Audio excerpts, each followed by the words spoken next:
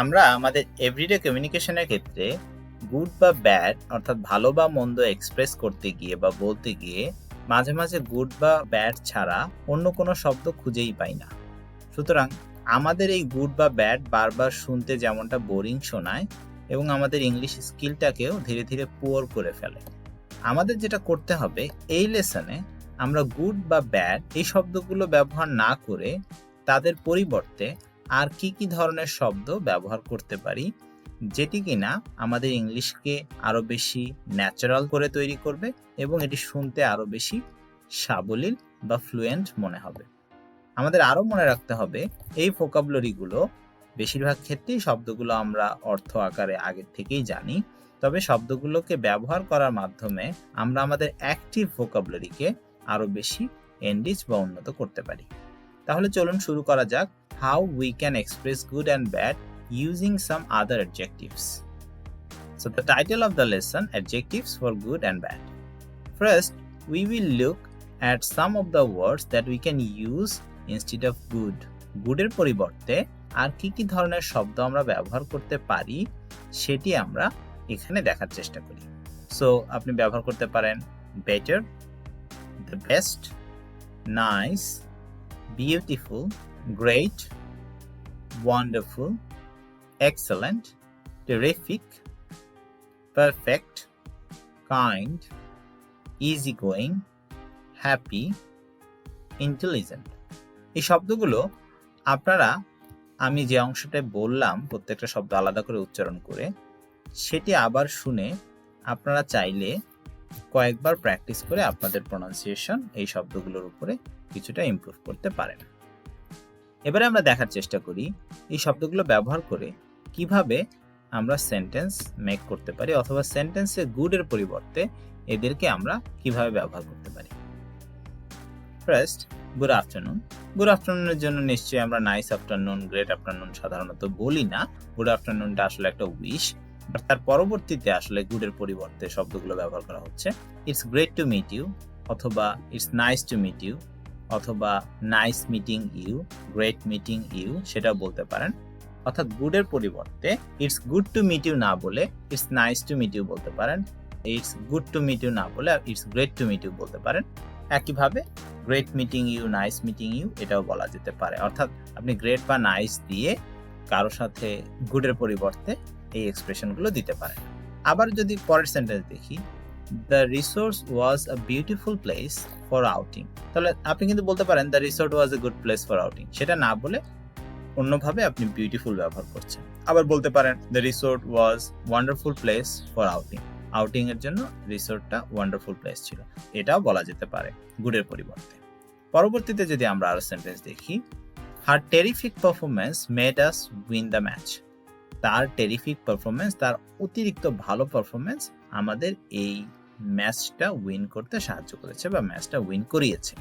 So good performance না বলে আপনি টেরিফিক পারফরমেন্স বলতে পারছেন। একইভাবে গুড পারফরমেন্স না বলে আপনি এক্সেলেন্ট পারফরমেন্স বলতে পারেন, অর্থাৎ her excellent performance made us win the match. এরপর দেখি ইন্টেলিজেন্ট ও স্মার্ট ব্যবহার করব আমরা গুডের পরিবর্তে। Intelligent people often make things easy for others, অথবা গুডের পরিবর্তে আপনি স্মার্টও ব্যবহার করতে পারেন। Smart people often make things easy for others, অর্থাৎ গুড ব্যবহার না করে এদেরকে ব্যবহার করতে পারেন। আপনার মনে রাখতে হবে যে শব্দগুলো আপনি ব্যবহার করছেন সেটা ওই প্রেক্ষাপট বা ওই সিনারিও বা ওই সিচুয়েশন অনুযায়ী ঠিক যাচ্ছে কিনা। যেমন আপনি কিন্তু terrific people often make things easy for others সেটা বললে একটু কেমনটা শোনা যেতে পারে, অথবা যদি আপনি বলেন beautiful people often make things easy for others সেটা কিন্তু অ্যাপ্রোপ্রিয়েট শোনাবে না। আপনার যেটা মনে রাখতে হবে সেটা হচ্ছে এই গুড বা ব্যাড রিপ্লেস করতে গিয়ে বা এদের পরিবর্তে অন্য শব্দ ব্যবহার করতে গিয়ে সেই শব্দগুলো যেন ওই পরিস্থিতি বা সিচুয়েশন অনুযায়ী অ্যাপ্রোপ্রিয়েট বা সঠিক হয়। এরপর আরেকটা এক্সাম্পল আমরা দেখব, the design was perfect for the building, building এর জন্য এই ডিজাইনটা পারফেক্ট ছিল। তো একইভাবে আমরা এই পারফেক্ট শব্দটা গুডের পরিবর্তে the design was good for the building বলতে পারতাম, না বলে আমরা পারফেক্ট ব্যবহার করছি। সো এভাবে গুডের পরিবর্তে আরো অনেকগুলো শব্দ ব্যবহার করে আমরা একটা সম্ভাব্য লিস্ট দেওয়ার চেষ্টা করেছি। সো এই লিস্ট অনুযায়ী আপনি চাইলে গুডের পরিবর্তে বিভিন্ন পরিস্থিতিতে ভালো এক্সপ্রেস করার জন্য বা গুড এক্সপ্রেস করার জন্য এই শব্দগুলোকে ব্যবহার করতে পারেন। এরপরে আমরা দেখব ব্যাড এর ব্যবহার, অর্থাৎ ব্যাড এর জায়গায় ব্যাড না বলে অন্য আর কি শব্দ ব্যবহার করে ব্যাড এর এক্সপ্রেশন দেয়া যেতে পারে। ব্যাড এর আগে সিমিলার ওয়ার্ডগুলো দেখে নিই। ব্যাড এর পরিবর্তে আমরা worse, the worst, awful, disgusting, terrible, nasty, difficult, stupid, selfish, childish, horrible, dreadful, horrendous.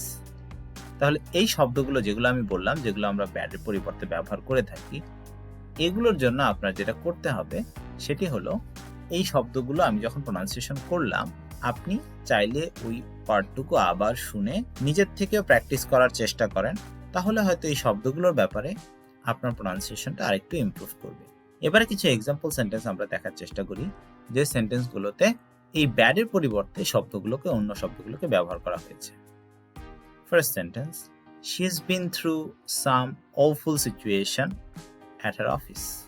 সে তার অফিসে কিছুটা বিরক্তিকর, অস্বস্তিকর একটা অবস্থার মধ্য দিয়ে যাচ্ছে। তাহলে আমরা ব্যাড সিচুয়েশন না বলে অফুল সিচুয়েশন বলছি। আবার অফুল না বলে আপনি ডিফিকাল্ট বলতে পারেন, she has been through some difficult situation at her office. সে তার অফিসে কিছু ডিফিকাল্ট সিচুয়েশনের মধ্য দিয়ে যাচ্ছে।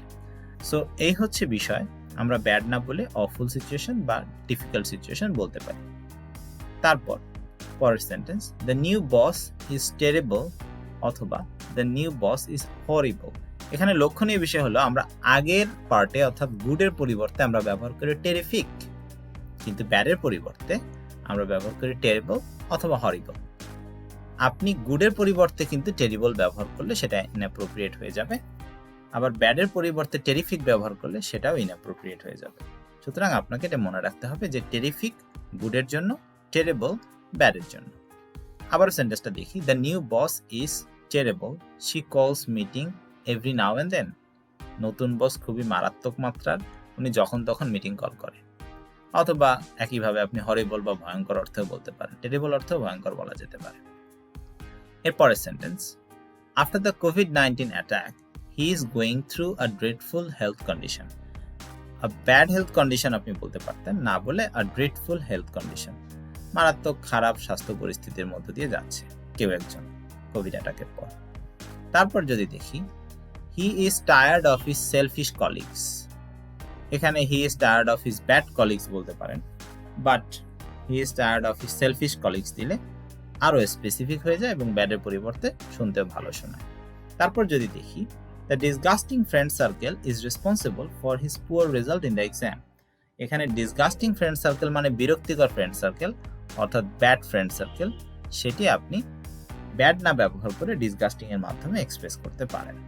অর্থাৎ আমরা দেখলাম ব্যাড ব্যবহার না করে ব্যাডের পরিবর্তে বিভিন্ন পরিস্থিতিতে আর কি শব্দ ব্যবহার করা যেতে পারে, এবং সেগুলো ব্যবহার করে আমরা আমাদের ভোকাবুলারি এবং সেন্টেন্স এক্সপ্রেশন আরো বেশি ন্যাচারাল করতে পারি। আবার একইভাবে গুডের পরিবর্তেও আমরা সিমিলার ওয়ার্ড দেখলাম। আমি আবারও মনে করিয়ে দিচ্ছি, এই সবগুলো ওয়ার্ড কিন্তু সব ধরনের সেন্টেন্সে ব্যবহার করতে পারবেন না।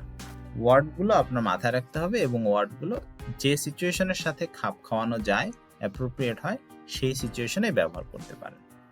সো আমরা এখন থেকে গুড বা ব্যাড বারবার না বলে আমরা চেষ্টা করব এই টাইপের আরো সুন্দর সুন্দর অর্থ, যেগুলো সিমিলার অর্থ এবং ওই পরিস্থিতির সাথে খাপ খায় এমন শব্দ ব্যবহার করার মাধ্যমে আমাদের ভোকাবুলারি এনরিচ করার এবং আমাদের এক্সপ্রেশন কিংবা প্রকাশটাকে আরো একটু স্পষ্ট এবং সুন্দর করার।